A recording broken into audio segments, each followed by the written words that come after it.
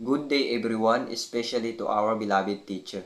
So, our topic today is the KKK in the Cartilla of the Katipunan. So, ano nga ba ang KKK? Ang KKK ay isang acronym na ang ibig sabihin nito ay kataas-taasang kagalang-galang katipunan ng mga anak ng bayan. Ang katipunan ay isang revolusyon na nag-aaklas laban sa pamamalakad ng mga Espanyol. The Katipunan is a secret society established with a purpose of uniting the Filipinos. Of course, overthrowing the Spanish government na nag-occupied sa Pilipinas during the time of Spanish colonization.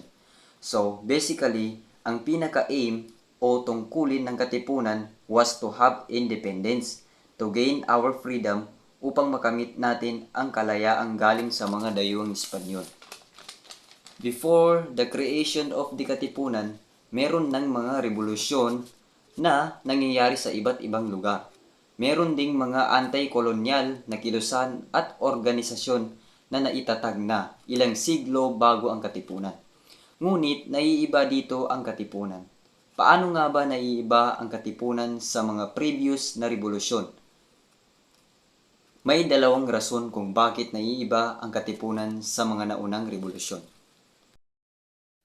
Unang rason kung bakit naiiba ang Katipunan ay ang pagkakaisa. The Katipunan wanted unity among all Filipinos dahil ang mga unang revolusyon ay more on local lamang. At ang mga halimbawa nito ay ang kilusang propaganda na pinamumunuan ng mga ilustrado tulad ni Marcelo del Pilar, Graciano Lopez Gina at Jose Rizal. Hindi sila nag-iisip ng ganap na paghihiwalay ng Pilipinas sa Espanya, bagkus humihiling lamang sila ng pantay na karapatan, representasyon at proteksyon mula sa mapang-abusong mga pride. Ang Katipunan lamang ang nag-iisip ng isang nagkakaisang Pilipino na nag-aalsa laban sa mga Kastila para sa kabuuang kalayaan ng bansa mula sa mga Espanyol. Ang pangalawang rason kung bakit naiiba ang Katipunan ay ang pag-aalsa. The Katipunan wanted total separation, freedom, equal from the colonization. Gusto ng Katipunan na magkakaroon tayo ng sarili nating gobyerno at sarili nating pamamalakad. So, in the conduct of their struggle, Katipunan created a complex structure and defined value system that would guide the organization as collective aspiring for a single goal. So, sa kasagsagan ng struggle ng Katipunan, gumawa ang Katipunan ng kartilya upang magiging gabay o magiging prinsipyo ng bawat miyembro ng revolusyon o ang Katipunan. So, ang nagsulat ng kartilya o the 14 rules of the kartilya ay si Emilio Jacinto. Si Emilio Jacinto ay 18 years old nung sumali siya sa kasagsagan ng revolusyon. Emilio Jacinto was the writing or the creator of the kartilya. Nung naisulat niya ang kartilya, the Cartilla of the Katipunan, naging commander siya ng naging commander siya ng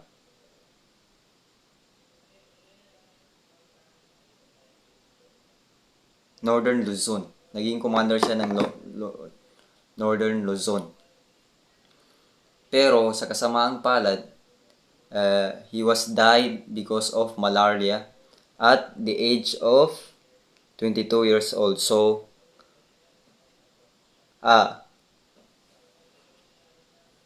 namatay si Emilio Jacinto at the age of 24 years old. The causes of death is malaria. So, nakakalungkot. So, ano nga ba ang kartilya? The kartilya was a code of conduct. So, in fact, it was composed 14 rules.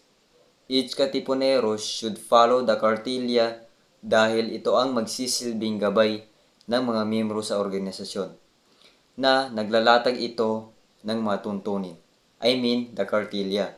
Naglalatag ito ng mga tuntunin at prinsipyo ng grupo. However, the code of conduct of the Cartilla ng Katipunan is specified more on what should we do.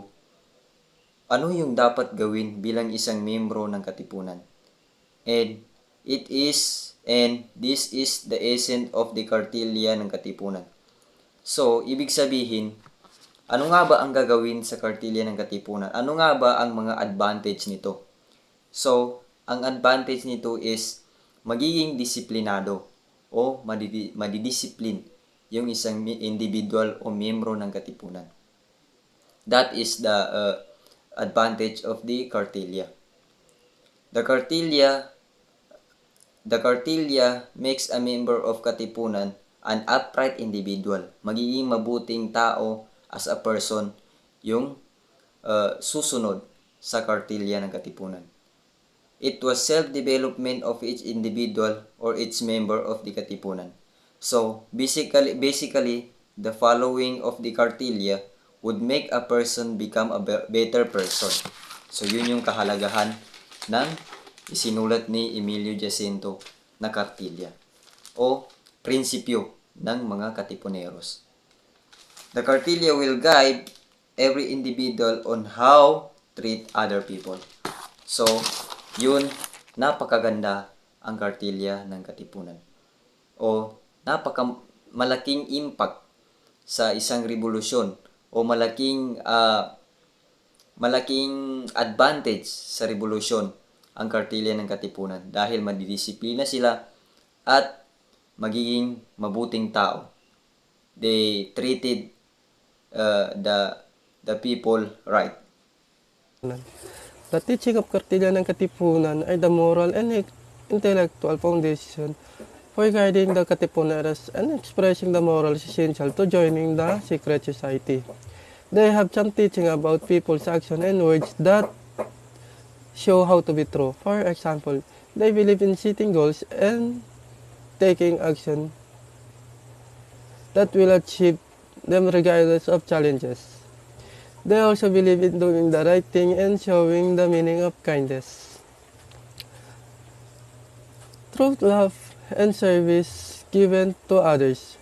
Moreover, they teach quality regardless of praise or origin, honor, and putting words into action. This teaching explains the relationship between people's words and action. Other teachings include leadership in the family, the importance of trust and action. They teach how people should live life to the fullest while following the values. They influence people's thoughts by linking their action and words while following values and important principles. So, napakalaga ng nilalaman ng Katipunan sa paghubog sa pagbuo ng kamalayan ng Pilipino that time. Hindi lang sa pakikipaglaban sa Kastila, kundi para na rin sa pagkakabuti ng kanilang pagiging Pilipino. So, ano nga bang turo ng Cartilla ng Katipunan? Ito ang mga ilan sa mga example niya. Una, ibigin ang Diyos ng buong puso. At ang pangalawa, pagkatandaan lagi ng tunay na pag-ibig sa Diyos ay siya ring pag-ibig sa tinupuan. At iyan din ang pag-ibig sa kapwa. So, makikita natin dito yung pagmamahal sa Diyos ayon kay Andres Bonifacio. May papakita rin ito sa pagmamahal sa ating bayan. At yung pagmamahal sa ating bayan ay isang simbolo ng pagmamahal ng isang tao. Kaya kung maalala nyo ang sinulat na tula ni Andres Bonifacio, yung pag-ibig sa tinubuan ng lupa.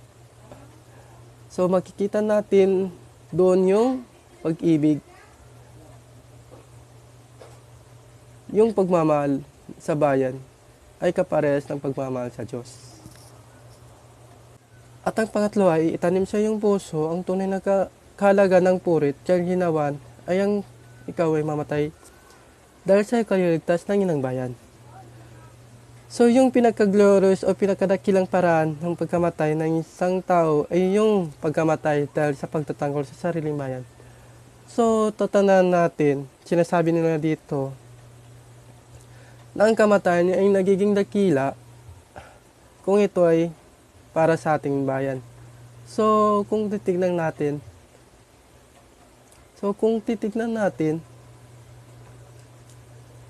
ang ating bansa bilang isang Pilipino, karangalan natin kung tayo ay mamatay sa ating bansa dahil di naman lahat nabibigyan ng pagkakataon para mamatay sa ating bansa.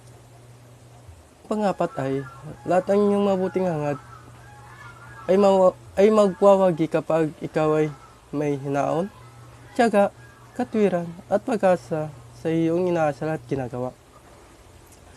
So, anong ibig sabihin nito? Tinuturo dito ng pamunuan ng Katipunan na dapat tayo ay mayroong right mindset and positivity